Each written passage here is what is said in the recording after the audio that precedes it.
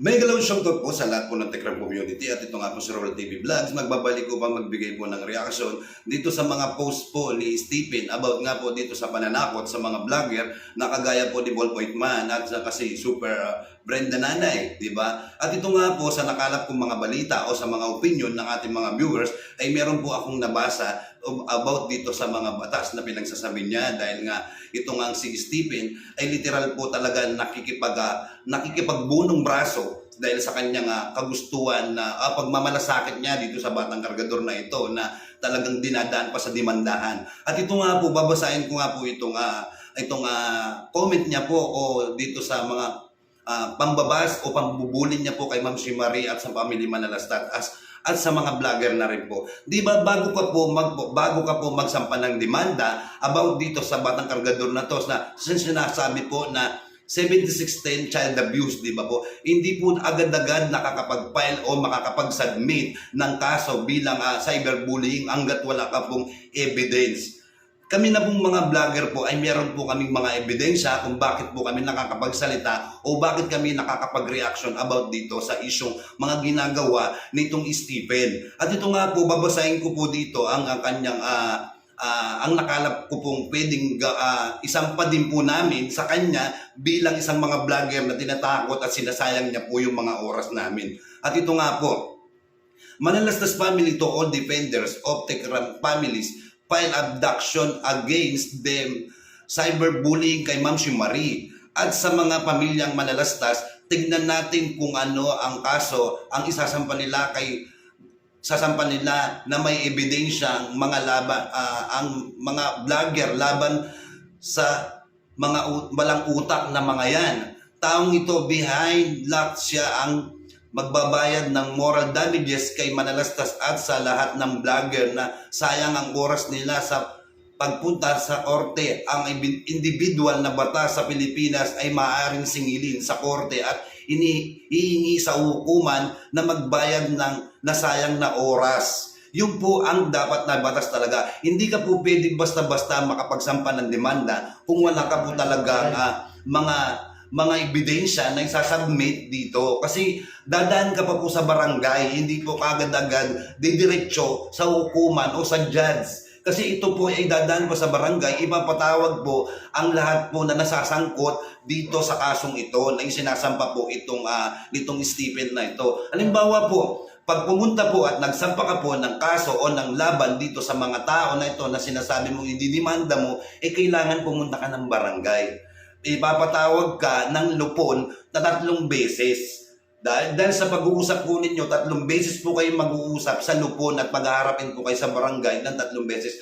Dahil kapag hindi po naayos sa unang pagkaharap po ninyo, ay kailangan i-reschedule na naman po yan. Di ba? After pong ma-reschedule lang ang pagpapatawag nga po sa 3 beses, ay pangalawang set na naman po yan. Di ba? Pag hindi pa rin po kayo naaayos sa pangalawang beses, ay kailangan i-reset na naman po ng mga hukom o ng mga lupon sa barangay na kailangan meron pa uling isang harapan pa rin po. At pag hindi po kayo nagkaayos sa 3 pag-uusap, ay doon na po pwedeng mag-file ng demanda dito sa hukuman. Hindi po agad-agad na pwede kang magreklamo o laban sa mga tao na nirereklamo mo. Di ba? At tatanungin ka dito, kaano-ano mo ba itong batang pinagtatanggol mo? Kung bakit ka nagdidemanda? Di ba? Yun po ang unang-unang itatanong po ng barangay kung bakit anong pinaglalaban mo at pinagtatanggol mo ito at kung bakit ka nagdidemanda. Di ba? Meron ka po bang nananalitay na dugo sa kanya? Kamag-anak mo po siya? Pamangkin mo po ba siya? O anak mo po ba siya? Di ba? O malayong kamag-anak mo po siya para magreklamo kayo ng ganito? At isa pa, di ba? Hindi ka naman agad-agad makakapagdemanda dahil ikaw ay nandiyan ka sa ibang bansa. Di ba? Dapat pinag-iisipan mo din yung mga pinopost mo at yung mga sinasabi mo dyan. Di ba? Bago ka magreklamo, tingnan mo muna yung sarili mo kung ano yung pinaglalaban mo dito. Di ba? Dapat kami pang mga vlogger, kagaya na lang ni Mamsi, ay pwede kang kasuhan ng cyberbullying dahil sa ginagawa mo kay Mamsi Marie. Ultimo trabaho niya, nasasangkot. Ultimo ang asawa niya, sinasangkot mo dito. Di ba? Isa pa lang doon ay ebidensya na po ni Ma'am si Marie para pwede kang kasuhan ng cyberbullying. At kami pa din, di ba? Dahil sinangkot mo kami at tinatakot mo kami, dahil sinasayang mo yung oras namin, di ba? Para lang dito sa kapritsyohan mo, dito sa kayabangan mo, na hindi ka na nag-iisip. Pwedeng-pwede ka namin baligtarin dahil kami may mga ebidensya kaming ipapakita kung bakit namin binabas o dinadrag ang batang ito, di ba? Dahil siya po ang nagsimula ng lahat ng kaguluhan na ito, di ba? At meron kami lahat. Kayo din mga wakwak, kayo din naman ang makakasuhan dito dahil kayo po ang gumawa ng kaguluhang ito at kayo po yung naging toxic sa pamilya Malalastas, di ba? Lalong-lalo na po, pwedeng-pwede kayong kasuhan lahat ng pamilya Malalastas. Nangunguna na dyan si Stephen, si Francis, si Rex, si Daisy, di ba? Dahil yan po ay nandyan po nakapaloob at meron po silang mga ebidensya na ang ginawa nyo po dito sa batang kargador na to at po kay Tatay Tekram. Di ba? Pwedeng-pwede po, nandyan po lahat, nakapaloob po lahat dyan sa bawat video na ina-upload namin o sa mga sinasabi po nila. Kung tutusin kayo talaga lahat, pwedeng-pwedeng kasuhan, hindi yung kami. Dahil kami may mga ebidensya kami bawat sa mga sinasabi namin sa aming mga reaction video. Di ba? Sinayang nyo yung mga oras namin nang dahil lang sa kagustuhan mong magdemanda. Para saan? Dahil sa kayabangan mo, dahil sa, sabi mo pa magpo-post ka pa doon ng ubusan ng source of income. Di wow, ikaw na yung maraming income at ikaw na yung maraming pera at mayaman. Di ba? Kung mayaman ka, di ba, kung edukado kang tao, dapat alam mo lahat yung mga pinagsasabi mo. At dapat alam mo din yung mga pinopost mo, kung tama ba o mali, kung nakakasakit ka ba o hindi. Di ba? Lalo, alam mo, lahat dito, pwedeng-pwede kang abulin talaga Dahil sa kagaguhan mo, o sa katangahan mo, o sa kabubuhan mo, nandyan na lahat. Dahil hindi ka nag-iisip Naturingan kang may pinag-aralan, pero napakahirap mong umintindi at napakahirap mong umintindi at sa sobrang kayabangan mo, ay hindi mo na madala-dala yung kayabangan mo. Diba? Yung utak mo napunta na sa puwet. Diba? Ganun yun Pag-isipan mong maigi. Diba? Sa batas na sinasabi mo na magkakaso ka, nasaan? Bago ka magkaso, umuwi ka dito sa Pilipinas. At pag pinag-arap-arap tayo sa barangay, kailangan may ebidensya kung ipapakita. Tatanungin ka kung kamag-anak mo siya. Yun. Dapat nag-iisip ka at pinag-iisipan mong lahat. Hindi yung agad-agad magsasampa ka ng kaso. Dahil kapag yan nabasa ng husgado o ng barangay, mapawawalang bisa lang yung mga sinasabi mong kinakaso mo at yung pananakot mo sa amin. Dahil kami pa ang maniningil sa iyo ng damages sa mga ginagawa mo sa amin. Diba? Lahat kami binubuli mo. Diba? Dahil ayaw mong magsalita kami, dahil alam namin yung katotohanan at alam namin yung punot dulo ng ginawa ninyo sa lahat.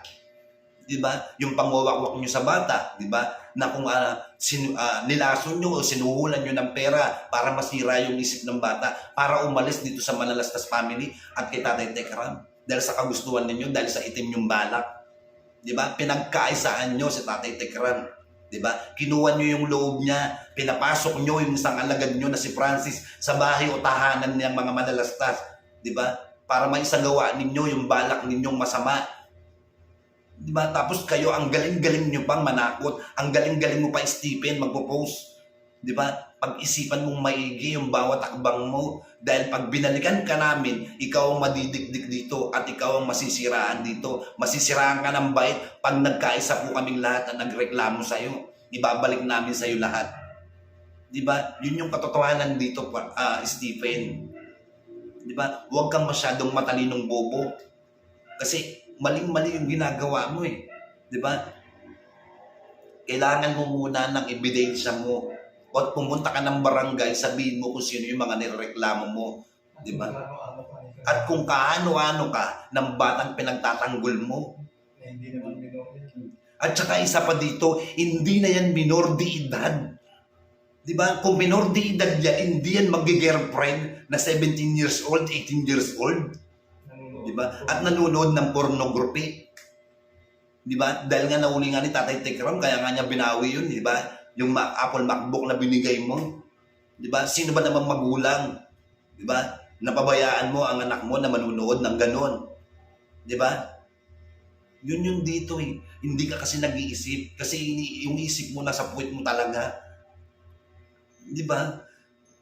Tapos babawiin nyo, sinusumbat nyo lahat ng binigay nyo kay Tatay Tekram. Natural. Dahil kung di tayo kay Tatay Tekram, hindi nyo makikilala at hindi nyo mamahalin itong batang kargador na to na walang utang na loob. Di ba? Siyempre, natural na sa pangangalaga siya. Hindi naman kayo sinabihan ni Tatay Tekram at hindi naman kayo kinausap na isponsoran yung pag-aaral niya at isponsoran nyo siya sa lahat ng luho niya. Di ba? Kayong nagkusa dahil napamahal kayo dito sa batang kargador na to. Kaso yung pagmamahal ninyo, merong iting na balak. Yun yung katotohanan dito. Kaya inagaw ninyo kay Tatay Tekram itong bata na to. Akala nyo kasi lahat mangyayari, magtatagumpay kayo sa lahat ng ginawa ninyo. Pero hindi. Mabilis ang karma, digital, nag-backfire lahat sa inyo yung ginawa ninyo. O ngayon, sino yung napuputukan? Kayong mga tangang wakwak na hindi nag-iisip. Naturingan kayo lahat may pinag-aralan. Pero, nandun yung katanga bobo ninyo. Di ba? Kaya kung ako kay Tatay Tekram at kay Ma'am si Marie, sila ang magkakaso sa'yo ng cyberbullying, sa pananakot, sa sinasayang mo yung paninira mo sa kanila, paninira mo sa social media. Kung tutusin, pwede lahat nilang i-save o i-screenshot yung mga post mo na yan. Lalong-lalo na dito si Ma'am si Marie, napakatindi ng ginagawa mo sa kanya, paninirang puri at sa kanyang asawa at sa kanyang pamilya. Diba? Yun yung katotohanan dito. Stephen, sana mag-isip ka hanggat maaga pa, baguhin mo yung takbo ng utak mo. Magnilay-nilay ka o magdasal ka kaya para kahit papano mabubos-bawasan yung galit at inggit mo sa katawan mo. Hindi yung puro kayabangan na pinaiiral mo. Di ba? So yan guys, yan lang yung masasabi ko dito sa mga ginawang post nitong Stephen. Sa mga gusto po mag-comment, nandiyan po ang ating comment section para magbigay po, pwede po kayo magbigay ng inyong opinions bawat isa, di ba? Sa mga hindi pa po nakasubscribe kay Rolly TV Vlogs, andyan po ang ating YouTube channel at ang ating Facebook page po na Rolly Disyembre po, andyan po yan. So yan guys, maraming salamat po.